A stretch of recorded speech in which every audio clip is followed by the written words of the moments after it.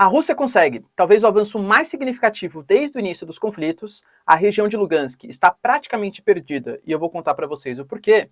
Enquanto a gente tem na Colômbia uma eleição das mais polêmicas dos últimos tempos, com certeza um rompimento da continuidade na Colômbia. Ou o Gustavo Petro, um cara da esquerda, ex-guerrilheiro, M19, vai ser eleito, ou o Trump dos trópicos. Quem que é esse candidato que surpreendeu nos últimos momentos? A gente teve também uma notícia importante relacionada a uma reunião da OTAN. Nessa reunião, a Lituânia falou muito grosso contra a Rússia e outros países declararam apoio bastante significativo também à Ucrânia. A Alemanha anunciou a mudança na Constituição que vai garantir um fundo de financiamento, um fundo de reserva para gastos militares acima de 100 bilhões de dólares, embora isso possa representar perdas bem significativas à economia da Alemanha, e Taiwan realiza a maior incursão dos últimos anos no território de Taiwan. O que isso significa para a geopolítica do Sudeste Asiático? Se vocês querem entender um pouco mais sobre esses assuntos, e muito mais também sobre geografia, geopolítica, atualidades, política, polêmicas, enfim, tudo para você se manter sempre bem atualizado, já se inscreve no canal, deixa seu like, compartilha esse vídeo, que eu, professor Ricardo, conto muito com a sua ajuda. Belezinha? Link para o curso completo de Geografia, Geopolítica e Atualidades, para você que é pré-vestibulando, ou concurseiro, ou até mesmo interessado, na descrição. Baratinho, vocês não vão se arrepender. E aliás, galera, eu dei uma entrevista bem legal, tá? Para o canal Tecmundo, vou deixar o link aqui na descrição, falando um pouquinho sobre a história de Taiwan, por que existem os conflitos, se existe de fato a chance de Taiwan entrar numa guerra contra a China, e quem que é o lado certo desse conflito. Embora vocês saibam que eu sempre repito aqui, não existe lado certo na geopolítica internacional. Às vezes até existe, né? Mas 99% das vezes não existe. É sempre uma guerra de interesses. Beleza? Então, galera, deixa lá o like lá também, tá bom? Que é super importante aumentar o engajamento. E só, pô, o professor Ricardo é legal, me convidam mais vezes, tá bom? Valeu, gente. Vamos lá, ó.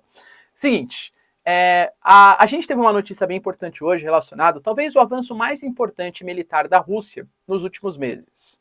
A cidadezinha chamada de Severodonetsk, que é uma das, talvez a única cidade média ainda, que ainda estava sob domínio dos ucranianos. A gente teve uma guerra, a Rússia invadindo os subúrbios, conflitos bem graves acontecendo, e pelo que é divulgado pela mídia, inclusive pela mídia ucraniana, os russos praticamente dominaram aquele território, tá? Por que a cidade é tão estratégica assim?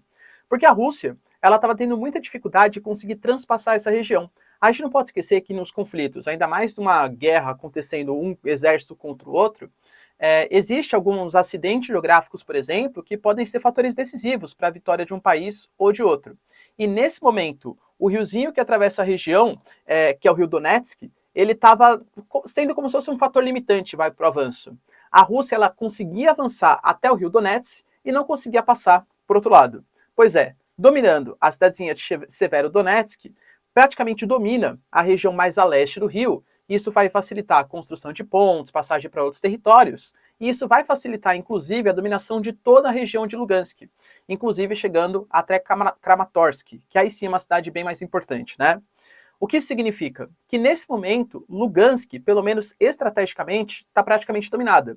A gente não pode esquecer que o Sergei Lavrov sempre fala que, inclusive também, né, o Peskov, o Putin, que o principal objetivo é a libertação, né, dos movimentos neonazistas, né, que eles falam, da mão dos ucranianos, das regiões independentes. Então, Lugansk e Donetsk. Lugansk, nesse momento, praticamente decidido. E olha que interessante, conectando Lugansk a Mariupol até a Crimeia, você realiza o grande sonho dos russos, que é a dominação do sudeste ucraniano. Ou seja, foi uma vitória bem importante, geopoliticamente bem significativa dos russos. Isso dá uma moral para os russos continuarem agindo ali na região. Tá? Uma vitória bem significativa aí dos russos. Tivemos também a eleição na Colômbia. Gravei vídeos para vocês comentando o que estava acontecendo, tal, por que a Colômbia tem uma resistência tão grande de colocar governos de esquerda, mas assim, confirmando o favoritismo, né, era natural que fosse acontecer, o Gustavo Petro ele conseguiu 40, alguma coisinha por cento dos votos, contra mais ou menos 28% não do Gutiérrez, que era o favorito, como se fosse o candidato que ia ser a continuidade do governo colombiano, mas sim para o Hernández, que é como conhecido, né, como o Trump dos trópicos. O Rodolfo Hernandes, ele teve mais ou menos 28% dos votos e ele é considerado como se fosse um outsider, um cara nacionalista, um empresário de sucesso. Ele, fisicamente, esquemático, né, mas parece um pouco o Trump, ele é um empresário de grande sucesso, só que ele já teve cargos políticos. Aliás, polêmico demais. Já chegou a dar tapa na cara de um vereador por uma discussão que estava acontecendo. Inclusive ficou suspenso durante 3 meses e teve que pagar uma multa pesadíssima. Já fez declarações que ele adorava Hitler, por exemplo, só que na verdade ele falou que ele confundiu. Era Einstein, não sei, né, quem confunde esses dois nomes, mas enfim, tá? Então ele é um cara bem polêmico. A galera que apoia ele fala assim, esse cara, ele é muito rico, e se ele é muito rico, ele não precisa roubar. Eu, particularmente, discordo veementemente dessa frase, né? Você vai roubar, independente de ser rico ou não. É só você pegar, sei lá, o caso da Odebrecht, OAS, empreiteiros riquíssimos que roubaram tanto quanto, né? Políticos, enfim, tá? Mas, enfim, essa é a campanha. Ah, ele já é rico, já é um empresário, não precisa mais roubar. E a gente sabe que a corrupção é muito instituída na política colombiana. Então, esse discurso outsider, esse discurso que eu sou nacionalista, ele inclui até um certo contrassenso, porque ele fala, por exemplo, em eliminar como se fosse a CBF colombiana, também pelos casos de corrupção e tal. Então, ele é um cara que prega muita moralidade na política, embora também, quando foi prefeito, já esteja envolvido em alguns escândalos de corrupção. Muita gente classifica ele como uma extrema-direita, mas não sei, galera, para mim ele parece muito mais um populista, que não tem exatamente, né, se é direita, esquerda e tal. É um cara bastante populista, com discursos que a mim parecem extremamente fáceis para problemas muito complexos. Então ele fala, por exemplo, política de legalização das drogas, inclusive a gente sabe que a Colômbia conta com um problema gravíssimo, e para ele é só questão de legalizar. Que beleza, isso vai reduzir bastante a criminalidade, não pense também que seja assim. Ainda mais num país que tem uma força tão forte ainda dos cartéis e das milícias, né? E só que o opositor dele é um cara que também não conta com tanto apreço de parte da população.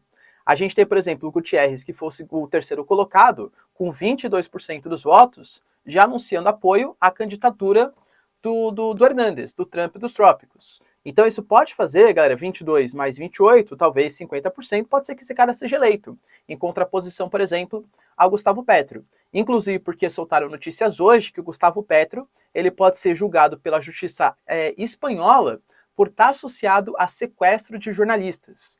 A gente não pode esquecer que o Gustavo Petro ele é um ex-guerrilheiro, guerrilheiro do M19, e ele participava ali de alguns sequestros, tal, né? Enfim, movimento de guerrilha. Ele fala que se arrepende, o M19 não é mais hoje considerado um grupo guerrilheiro como já foi no passado, enfim.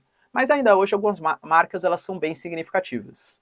Então, mais uma vez, como está se notabilizando em praticamente toda a América, vai ser uma eleição do mais odeio menos esse cara ou odeio menos esse cara. E quem for menos odiado é que vai acabar sendo eleito. Eles têm militâncias muito fortes dos dois lados, mas que não contam com a maior parte da população. Então, quem for menos não quisto, menos odiado, é que vai acabar sendo eleito na Colômbia, ok?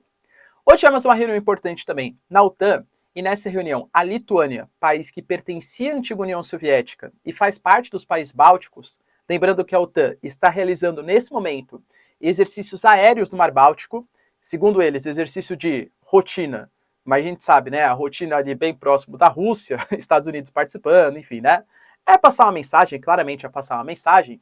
A Letônia, pediu para deixar bem claro, para tomar cuidado com a Rússia, porque a Rússia está avançando na Ucrânia nesse momento, mas ela não vai parar na Ucrânia, não é o objetivo da Rússia.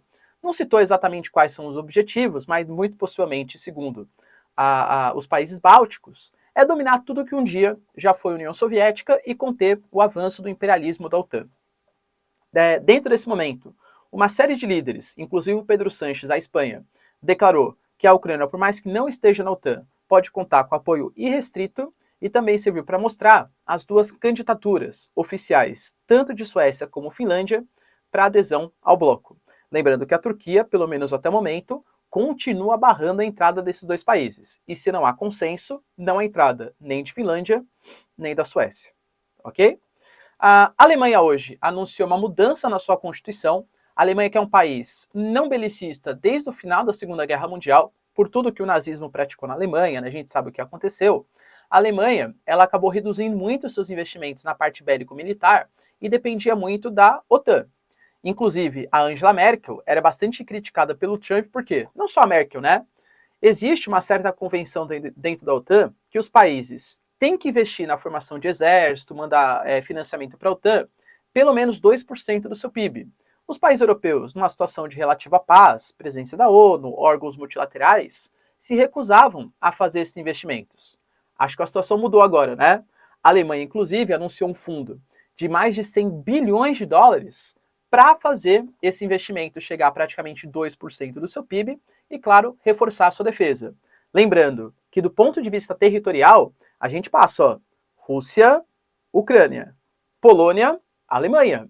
A Alemanha é o primeiro país que enfrentaria a fúria, né, de uma possível Rússia por uma invasão, uma incursão ao ocidente da Europa. E hoje a Alemanha não tem a mínima condição de sozinha, claro, com a OTAN é outra coisa, mas de sozinha combater o avanço dos russos.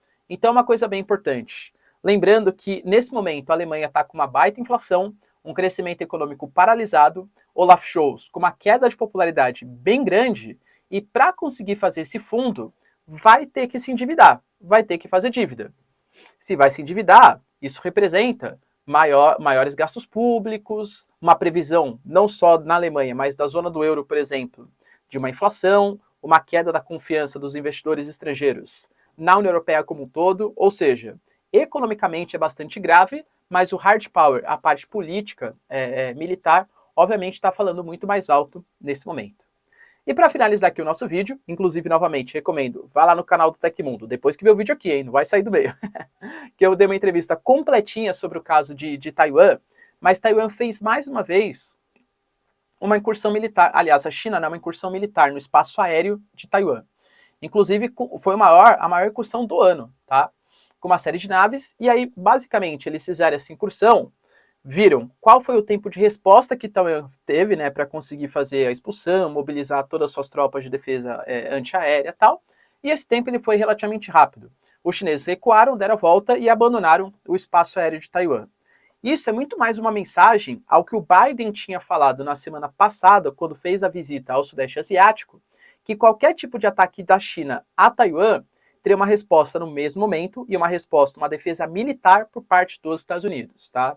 Então é a China, novamente, avançando, fazendo acordos no Índico-Pacífico, Samoa, Ilha Salomão, tudo isso para tentar conter o avanço tanto dos Estados Unidos como dos seus aliados no Mar do Índico-Pacífico. E claro, o grande objetivo da China, da República Popular da China, que é fazer com que Taiwan, a República da China, não seja mais reconhecido como um país, né? Não seja mais autônomo e volte ao que eles consideram como uma ilha rebelde. Beleza, pessoal? Deu para entender os acontecimentos aí de hoje? Se vocês curtiram o vídeo, então, ó, já deixa seu like, se inscreve no canal. Tamo junto, beijos, abraços e tchau, tchau.